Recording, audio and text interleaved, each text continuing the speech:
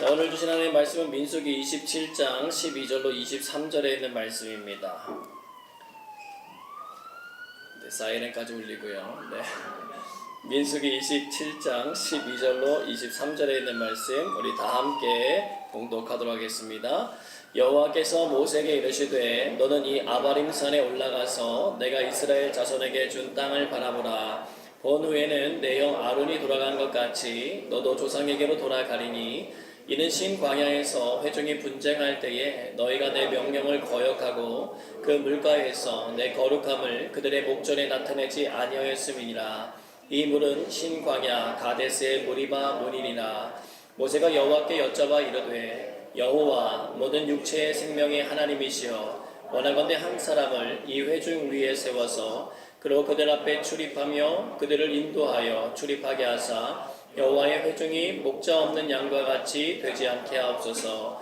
여호와께서 모세에게 이르시되 눈의 아들 여호수아는 그 안에 영이 머무는 자니 너는 데려다가 그에게 안수하고 그를 제사장 엘르아살과 온 회중 앞에 세우고 그들의 목전에서 그에게 위탁하여 내 존귀를 그에게 돌려 이스라엘 자손의 온 회중을 그에게 복종하게 하라. 그는 제사장 엘르아살 앞에 설 것이요 엘르아살은 그를 위하여 우림의 판결로서 여호와 앞에 물을 것이며 그와 온 이스라엘 자손 곧 온 회중은 엘르아살의 말을 따라 나가며 들어올 것이니라. 모세가 여호와께서 자기에게 명령하신 대로 하여 여호사를 데려다가 제사장 엘르아살과 온 회중 앞에 세우고 그에게 안수하여 위탁하되 여호와께서 모세에게 명령하신 대로 하였더라. 아멘. 오늘은 사명, 사람을 세우다라는 제목으로 주의 말씀 증거하도록 하겠습니다. 우리에게 가장 최선의 길, 가장 아름다운 길로 인도하시기 원하시는 하나님의 평강과 은혜가 우리 귀한 성도님들의 삶 가운데 늘 가득하시기를 주님의 이름으로 축복합니다. 1997년 92세의 나이로 세상을 떠난 유대인 빅터 프랭클 박사는 그래도 나는 삶을 의미 있는 것이라고 생각한다라고 하는 책을 통해서 자신의 경험을 나눕니다. 그는 오스트리아 빈 출신의 정신과 의사였습니다. 당시 죽음의 수용소라고 불리던 나치 수용소에 끌려가서 3년이라고 하는 긴 시간을 보냈던 자신의 처절했던 상황을 나누었습니다. 매일같이 감당하기가 너무너무 어려운 육체적인 노동이 있었습니다. 또 극심한 배고픔이 있었습니다. 또 언제 가스실로 끌려갈지 모르는 극도의 불안감 속에서 하루하루를 살아야만 했습니다. 그는 그것을 이겨내기 위해 하나님을 의지했고 아름다운 일들을 자꾸만 떠올리며 상상했고 자연을 보면서 힘을 얻으려고 굉장히 노력했다라고 하는 자기의 경험을 소개했습니다. 그리고는 말했습니다. 왜 사는지를 아는 사람은 어떤 고난도 이겨낼 수 있습니다. 한번 읽겠습니다. 왜 사는지를 아는 사람은 어떤 고난도 이겨낼 수 있습니다. 즉 자신의 사명을 아는 사람이 고난을 이겨낼 수 있다는 말입니다. 자, 오늘 읽은 민수기 27장 12절로 23절의 말씀은 80세의 나이에 하나님의 부르심을 받아 40년 동안 이스라엘 민족을 이끄는 지도자로서의 사명을 감당해왔던 모세의 인생 마지막 부분이 기록되어 있습니다. 오늘 하나님께서 그에게 말씀하시는 거예요. 민수기 27장 12절로 14절에 있는 말씀 같이 읽어봅니다. 여호와께서 모세에게 이르시되 너는 이 아바림 산에 올라가서 내가 이스라엘 자손에게 준 땅을 바라보라. 본 후에는 내 형 아론이 돌아간 것 같이 너도 조상에게로 돌아가리니 이는 신 광야에서 회중이 분쟁할 때에 너희가 내 명령을 거역하고 그 물가에서 내 거룩함을 그들의 목전에 나타내지 아니하였음이니라. 이 물은 신 광야 가데스의 무리바 물이니라. 아멘. 자, 이 아바림 산은요 요단강 동편에 있는 모압 평지를 가로질러 뻗어 있는 아주 거대한 산맥입니다. 맑은 날에 이곳에 이렇게 올라가서 먼 곳을 바라보면 저 멀리 예루살렘이 보이는 곳이에요. 하나님께서 이스라엘 백성들에게 약속해 주신 땅입니다. 눈으로 보니까 얼마나 가깝게 느껴지겠어요. 근데 여기까지 오기까지 참 많이 돌아와야만 했습니다. 가데스 바네아에서 하나님 앞에 불순종했던 이스라엘 백성들의 죄 때문이었어요. 이제 그 앞에까지 왔는데 하나님이 모세에게 말씀하시는 거예요. 야, 내가 그것을 본 후에는 너의 형 아론처럼 너도 죽을 거야. 갑작스런 죽음에 대한 통보였습니다. 하나님은 그렇게 될 수밖에 없는 이유도 말씀해 주시는 거예요. 내가 무리바 물 사건 때에 나의 거룩함을 이스라엘 백성들 앞에 나타내지 않았기 때문이라는 거예요. 여러분 한번 생각해 보세요. 굉장히 서운한 마음이 가득 묻어날 수 있는 사건이었습니다. 하나님, 제가 지난 40년을 어떻게 살아왔는지 아시잖아요. 하나님께서 이스라엘 백성들 다 없애고 저를 통하여 새로운 민족을 구성하게 했다고 하셨을 때에도 막아섰던 사람이 저였잖아요. 순종했던 지난날의 모든 시간들을 봐서라도 조금 더 연장해 주실 수 있는 거 아니에요? 라고 하는 생각이 얼마든지 들 수 있는 시간이었어요. 하나님 앞에 항변할 수 있는 상황들을 참 많이 차곡차곡 쌓아왔던 사람이 모세라는 사람이었단 말입니다. 근데 그는 그 말씀에 대해서 아무런 대꾸를 하지 않아요. 하나님이 말씀하시는 그 잘못에 대해서 겸손하게 인정하고 받아들일 뿐만 아니라 하나님의 판결을 자기의 것으로 수용했어요. 모세는 하나님의 이 선언을 자신이 바꿀 수 없다는 것을 잘 알았던 사람입니다. 왜냐하면 이 말씀은 이미 한번 선고받았던 말씀이기 때문에 그래요. 민수기 20장 8절에서 12절 말씀 같이 읽어봅니다. 지팡이를 가지고 내 형 아론과 함께 회중을 모으고 그들의 목전에서 너희는 반석에게 명령하여 물을 내라 하라. 내가 그 반석에 물을 내게 하여 회중과 그들의 짐승에게 마시게 할지니라. 모세가 그 명령대로 여호와 앞에서 지팡이를 잡으니라.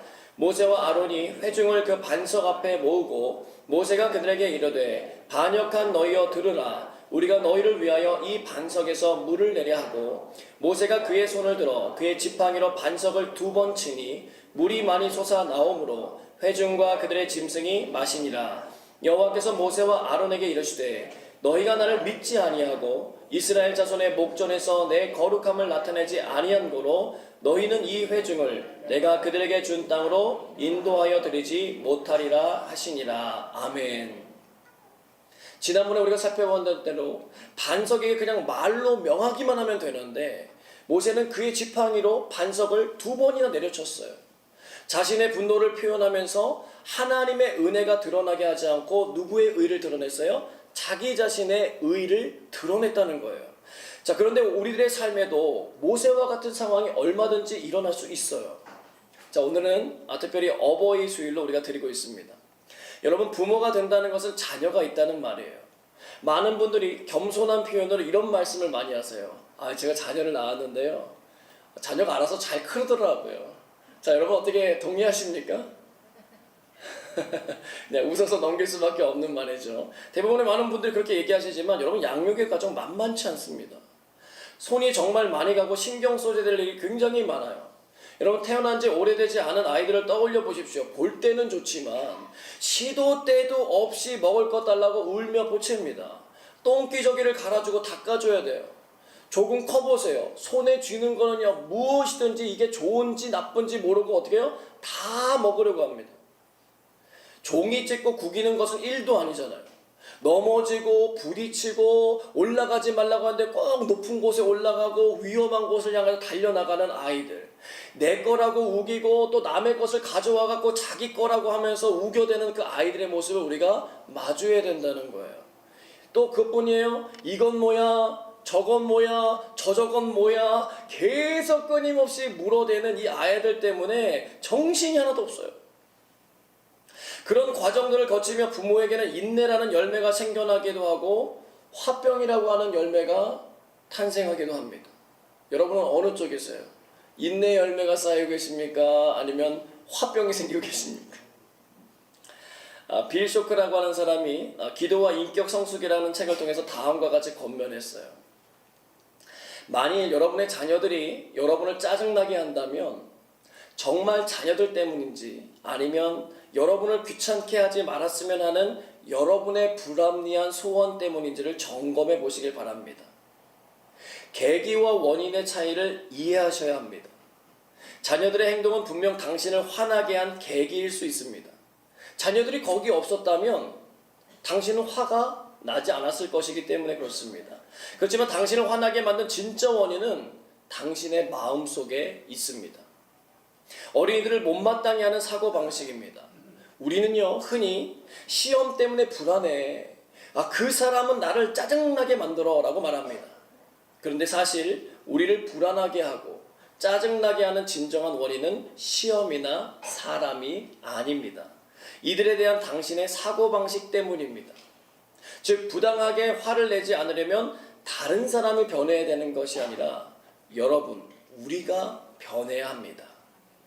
여러분, 하나님께서는 모세를 사랑하셔서요, 무리반 물사건이 터졌을 때 그냥 넘어가지 않고 말씀해 주십니다. 뭐라고요? 모세야, 이것은 이스라엘 백성들의 문제가 아니라 너의 문제다. 그는 하나님의 이 말씀을 흘려듣지 않고 새겨들었어요. 그러기에 그 일을 이루시려고 하는 하나님의 말씀 앞에서 순종할 수 있었다는 거예요. 여러분, 어떤 원망과 불평도 하지 않아요. 사랑하는 여러분, 어버이 주일을 맞이해서 우리는 이 땅의 어버이들에게 감사해야 될 줄로 믿습니다. 이것은요, 해도 되고 안 해도 되는 일이 아니라요, 반드시 해야 되는 일이에요. 물론 어떤 분들은 말씀하실 수 있어요. 아니, 부모님 다 와야 부모님 대접을 받을 수 있는 거 아닙니까? 여러분, 어떻게 생각하세요? 저는 이 말 속에 담긴 상처와 아픔들이 주님의 은혜 안에서 잘 치유되기를 바랍니다. 그러나 그럼에도 불구하고 하나님께서 우리에게 주신 십계명을 잘 살펴보셔야 된다는 거예요. 하나님과의 관계를 바로 세우기 위해서 하나님은 첫 번째 계명부터 네 번째 계명까지 사람들에게 계명을 허락해 주셨습니다. 그리고 난 다음에 사람과의 관계를 세우는 첫 번째 계명인 다섯 번째 계명이 무엇인 줄 여러분 아십니까? 출애굽기 20장 12절 말씀 같이 읽어보겠습니다. 내 부모를 공경하라. 그리하면 내 하나님 여호와가 내게 준 땅에서 내 생명이 길리라. 아멘. 십계명에 보면 다섯 번째부터 열 번째 계명까지 있는데 살인, 간음, 도둑질, 거짓 증거, 그리고 탐심보다도 먼저 등장한 계명이 뭐예요? 내 부모를 공경하라는 거예요. 사람과의 관계에서 가장 우선되는 계명이라는 거예요. 물론 이 말씀을 무기 삼으셔가지고 부모님들이 자녀에게 복종을 강요해서는 안 됩니다. 그리고 함부로 자녀를 대해서도 안 돼요. 하지만 자녀된 모든 분들은 이 말씀을 잘 듣고서 새겨가지고 행하셔야 된다는 거예요. 왜냐하면 이 땅을 창조하시고 운행하시는 하나님께서 우리들에게 주신 사명이기 때문에 그렇습니다. 그럼 우리에게 문제가 남습니다. 도대체 어떻게 하는 게 공경이냐는 거예요. 예수님의 말씀에서 답을 찾을 수 있습니다. 마가복음 7장 10절에서 13절에 있는 말씀 같이 읽어봅니다. 모세는 내 부모를 공경하라 하고 또 아버지나 어머니를 모욕하는 자는 죽임을 당하리라 하였거늘 너희는 이르되 사람이 아버지에게나 어머니에게나 말하기를 내가 드려 유익하게 할 것이 고르반 곧 하나님께 드림이 되었다고 하기만 하면 그만이라 하고 자기 아버지나 어머니에게 다시 아무것도 하여 드리기를 허락하지 아니하여 너희가 전한 전통으로 하나님의 말씀을 폐하며 또 이 같은 일을 많이 행하느니라 하시고 아멘. 자, 부모님께 드릴 것은 드리라는 거예요. 여러분, 뭐니 해도 뭐가 좋으세요? 머니가 좋잖아요. 여러분, 어버이 주일을 맞이해서 부모님들에게 재정도 보내주실 수 있으시기를 바랍니다. 별로 안 좋아하시네요.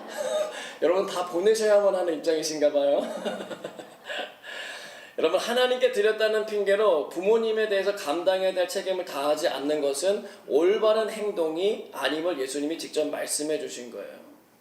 여러분, 부모님을 위해 여러분이 가진 재물과 시간을 따로 떼어 놓으시고 사용하시기를 축복합니다. 그리고 오늘 말씀을 통해서 비춰본다면 부모님의 거룩함을 위해서도 기도해 주시기를 바라요. 여러분, 예수님 안 믿는 분들도요, 재물과 시간을 따로 떼어내서 부모님 앞에 드립니다. 아니, 어쩌면 우리보다도 더 잘 드릴 수도 있어요. 근데 그들이 할 수도 없고 알 수도 없는 일이 있어요. 그게 뭐냐면 하나님의 거룩함이에요. 여러분, 온유함의 끝판왕이라고 불렸던 모세도 넘어진 영역이에요. 어려운 영역이기 때문에 기도해야 되는 거예요. 삼겹줄은 끊어지지 않는다는 말씀처럼 우리 부모님들이 끝까지 하나님이 부르시는 그날까지 거룩함을 잘 지켜나가도록 자신의 의가 아니라 하나님의 은혜가 드러날 수 있는 삶을 살 수 있도록 자녀된 우리들이 기도로 도와야 된다는 거예요. 혼자 감당하면 힘들지만 함께하면 훨씬 수월하기 때문에 그렇습니다. 또 그 일은 하나님께서 무척 기뻐하시는 일이기 때문에 그래요. 물론 아직 부모님이 예수님 안 믿는 분들이라면 바로 부모님들에게 주의 복음이 경험되도록 기도도 하시고 권면도 하셔야 합니다. 그것이 하나님께서 우리에게 맡겨주신 사명이기 때문에 그래요. 자, 그런데 오늘 본문은요, 모세에 대한 하나님의 일방적인 죽음의 선고로 끝나지 않아요. 모세가 하나님께 반응하는 내용이 나와요. 민수기 27장 15절로 17절에 있는 말씀 같이 읽어봅니다. 모세가 여호와께 여짜와 이르되 여호와 모든 육체의 생명이 하나님이시여 원하건대 한 사람을 이 회중 위에 세워서 그로 그들 앞에 출입하며 그들을 인도하여 출입하게 하사 여호와의 회중이 목자 없는 양과 같이 되지 않게 하옵소서. 아멘. 여러분, 모세가 그의 인생의 마지막을 장식하는 모습을 보세요.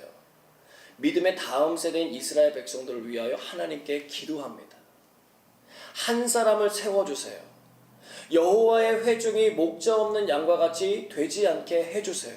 이게 그의 마지막 청원이에요. 여러분, 이게 진정한 부모의 마음이에요. 하나님께서 기뻐하시는 리더를 세워달라는 거예요. 이것이 부모 세대가 다음 세대를 위해 준비해야 하고 기도해야 되는 중요한 사명이라는 거예요. 사람을 세우는 일이에요. 이 일을 지원하고 응원해줘야 될 책임이 우리 부모 세대에 있다는 것입니다. 여러분, 왜 이 먼 곳 캐나다 밴쿠버까지 오셨어요? 한번 생각해 보세요. 왜 떠나셨어요? 말도 잘 통하지도 않고 한국에서 여러분이 그렇게 공들여 쌓아놓은 경력도 잘 인정해주지 않는 이곳에서 왜 그렇게 힘겹게 살아가시는 이유가 뭐냐는 거예요. 여러분 자신 때문일 수도 있지만 대부분의 많은 경우는 여러분의 자녀들 때문에 그렇잖아요. 자녀들이 보다 더 나은 삶을 살았으면 하는 바람 때문에 여기에 오신 거잖아요. 그런데 그것은 예수님 믿지 않는 사람들도 얼마든지 그렇게 할 수 있다는 거예요. 그럼 우리 예수 믿는 사람들은 달라야 되지 않겠습니까? 어떻게 하실 거예요? 기도해야 된다는 거예요. 하나님의 사람들이 세워질 수 있도록, 민족의 지도자들이 세워지고 영적인 지도자들이 세워질 수 있도록 하나님 앞에 나와서 끊임없이 기도해야 될 책임이 저와 여러분에게 있다는 거예요. 이것은 자녀들에게 맡길 일이 아니고 부모된 우리들이 감당해야 되는 몫이라는 거예요. 사명이라는 거예요. 여러분, 모세는요, 이스라엘 민족을 지난 40년 동안 광야에서 이끌어왔던 사람이에요.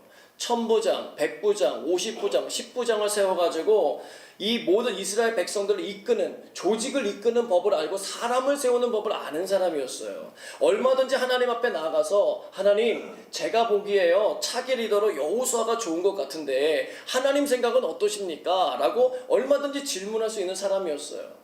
여러분, 출애굽기 17장에 보면 아말렉과 전투가 벌어졌을 때 전투의 지휘관으로 임명된 사람이 누구였습니까? 출애굽기 17장 9절 말씀 같이 읽어봅니다. 모세가 여호수아에게 이르되 우리를 위하여 사람들을 택하여 나가서 아말렉과 싸우라. 내일 내가 하나님의 지팡이를 손에 잡고 산 꼭대기에 서리라. 누구였어요? 여호수아였어요. 자, 출애굽기 33장 11절 말씀 읽어봅니다. 사람이 자기의 친구와 이야기한 같이 여호와께서는 모세와 대면하여 말씀하시며 모세는 진으로 돌아오나 눈의 아들 젊은 수종자 여호수아는 회막을 떠나지 아니하니라. 아멘. 회막을 떠나지 않고 모세의 시종을 들은 사람이 누구라고 되어 있어요? 여호수아예요. 민수기 14장을 보면은요, 가나안 땅을 정탐해서 돌아온 다음에 하나님의 말씀을 목숨 걸고 믿음으로 선포했던 사람이 갈렙과 또 한 사람 누구였어요? 여호수아였단 말이에요. 지난 모든 행적으로 볼 때 여호수아만한 사람이 없었다는 거예요. 그걸 여러분 모세가 몰랐겠습니까? 누구보다도 잘 알았을 거 아니에요. 그런데 그런 그의 마음을 드러내질 않아요. 철저하게 누구의 선택에 의지합니까? 하나님의 선택에 의지했다는 거예요. 사랑하는 부모 세대 여러분, 우리의 감을 믿지 마시고 하나님의 선택을 믿으시길 축복합니다.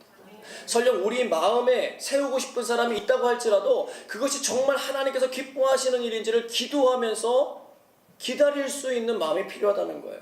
그런 의미에서 볼 때 모세는요, 마지막까지 이스라엘 백성들에게 귀중한 믿음의 유산을 남겼어요. 자신의 생각보다 하나님의 생각을 우선했습니다. 겸손함이에요. 어느 날 거북이와 사자가 경주를 하게 되었어요. 사자가 기분이 몹시 나쁜 거예요. 아니, 정글의 왕인 자기가 바닥을 막 기어다니는 거북이와 경주하는 게 이게 말이 안 된다고 생각했기 때문이었어요. 그래서 거북에게 자기가 화가 나는 걸 막 풀어내기 시작했어요. 막 이렇게 말합니다. 야, 너 가방 좋다. 철가방이냐? 어디 배달 갔다 와? 야, 그거 안 무거워. 웬만하면 좀 벗고 뛰지 그래? 막 비아냥거리는 거예요. 근데 듣던 거북이가 들은 척 만척하면서 가만히 있는 거예요. 그래서 이 심술이라는 사자가 더 말을 하기 시작합니다. 야, 그 가방 좀 벗고 뛰라고. 그러니까 조용히 거북이가 고개를 들더니 사자를 바라보면서 말합니다. 야, 너나 머리 묶고 좀 뛰어.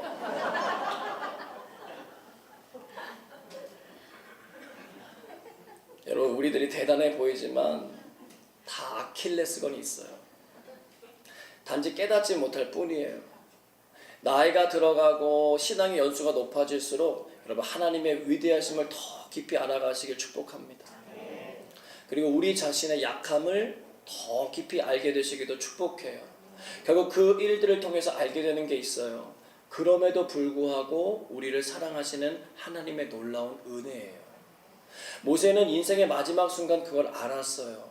자기의 지식이나 지혜를 의지하지 않고 하나님의 은혜를 구했어요. 또 그렇게나 미웠을 법한 이스라엘 백성들 위해 하나님 앞에 간청했어요.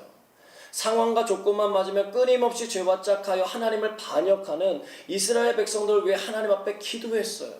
여러분, 이것이 어버이 주일을 맞아 우리 부모 세대가 걸어가야 될 믿음의 길이라는 거예요.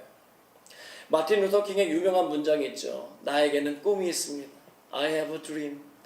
언젠가 이 나라가 모든 인간은 평등하게 태어났다는 것을 진실로 받아들이고 그 진정한 의미를 신조로 살아가게 되는 날이 솟아오리라는 꿈입니다. 나의 아이들이 피부색이 아니라 인격에 따라 평가받는 그런 나라에 살게 되는 날이 오리라는 꿈입니다. 언젠가 조지아의 붉은 언덕 위에 옛 노예의 후손들과 옛 주인의 후손들이 형제의 식탁에 함께 둘러앉은 날이 오리라는 꿈입니다. 여러분, 그 꿈과 사명 때문에 아파야 했어요. 맞아야 됐어요. 수많은 협박을 받아야 됐어요. 심지어 죽임을 당해야만 했습니다. 그러나 그가 하나님 앞에서 꾸었고 선포했던 그 꿈들과 사명은 상당 부분 이루어지게 되었다는 거예요. 사랑하는 여러분, 민족의 지도자가 되는 일보다 더 중요한 일이 뭔지 아십니까? 어떤 민족의 지도자가 될 거냐는 거예요. 부모가 되는 일보다 더 중요한 일은 어떤 부모가 될 거냐는 거예요. 크리스천이 되는 일보다 더 중요한 일은 어떤 크리스천이 될 거냐는 거예요. 이것은 우리 모든 영역에 걸쳐서 점검해보고 물어야 되는 질문이라는 거예요. 노수시와 아름다운 교회가 존재하는 것보다 더 중요한 것은 우리 교회가 어떤 교회냐는 거예요. 바라기는 늘 겸손하게 하나님의 뜻을 묻고 기도하며 하나님의 부르심에 있는 사명의 자리를 끝까지 잘 감당하여 아름다운 교회가 되기를 축복합니다.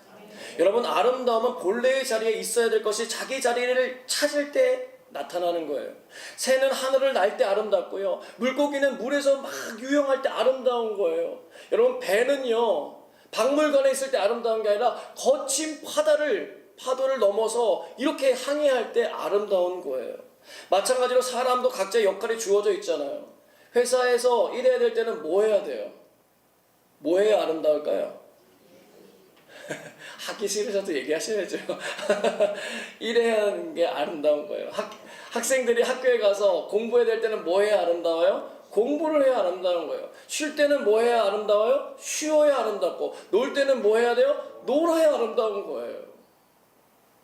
어떤 분은 말합니다. 어버이 주일만 어버이에게 잘하는 것이 효도냐고요. 평소에 잘해야 되는 거 아니냐고. 여러분, 어떻게 생각하세요? 맞죠. 평소에 잘해야죠. 그런데 대표적인 어버이 주일에도 그 일을 안 하는 사람이 평소에 잘할 수 있을까요? 쉽지 않아요.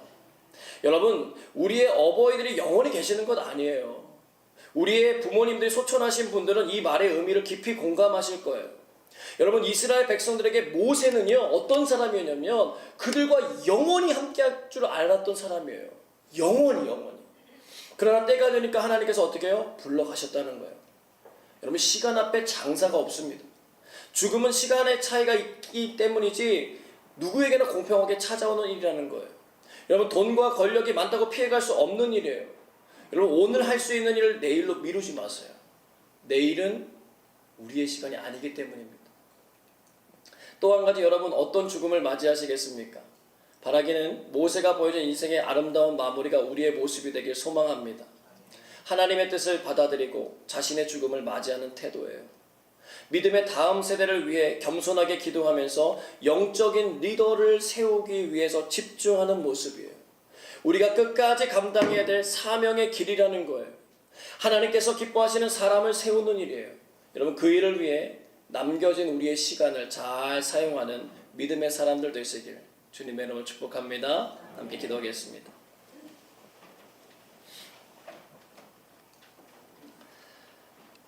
하나님, 우리에게 맡겨주신 부모의 자리와 자녀의 자리가 있습니다. 그 자리에서 감당해야 될 사명을 잘 이루어가게 하여 주옵소서. 죽음이 우리 앞에 찾아온다고 해도 겸손하게 하나님의 권위를 인정하고 하나님께서 기뻐하시는 사람을 세우는 일에 집중하게 하여 주옵소서. 믿음의 다음 세대를 세워나갈 영적인 리더들을 세우는데 우리의 관심이 가게 하여 주시고 힘쓰게 하여 주옵소서. 우리 주신 말씀 붙들고 함께 기도하겠습니다. 사랑과 은혜 많으신 아버지 하나님 감사합니다. 우리의 삶의 자리들이 있습니다. 부모의 자리, 또 자녀의 자리, 우리가 감당해야 될 그 사명의 자리들이 있습니다. 하나님이 주신 힘으로 그 모든 것들을 잘 감당하게 하여 주시고 하나님께서 기뻐하시는 아름다운 일들이 하나님 우리의 삶 속에 이루어지게 하여 주시옵소서. 하나님 죽음이 우리 앞에 찾아온다 할지라도 겁내는 것이 아니라 겸손하게 하나님의 권위를 인정하고 받아들이며 우리의 관심은 하나님의 사람들이 세워져 가고 하나님의 나라가 이 땅 가운데 이루어지는 것임을 바라보며 믿음으로 기도하고 끝까지 헌신하는 믿음의 사명자들 다 되게 하여 주옵소서. 하나님의 기뻐하신 아름다운 일들이 일어나기를 원합니다. 성령님께서 우리의 가정에, 우리의 교회에, 이 사회에 하나님의 역사하시는 그 아름다우신 영광과 능력이 임하여 줄 수 있도록 주님 도와주시옵소서.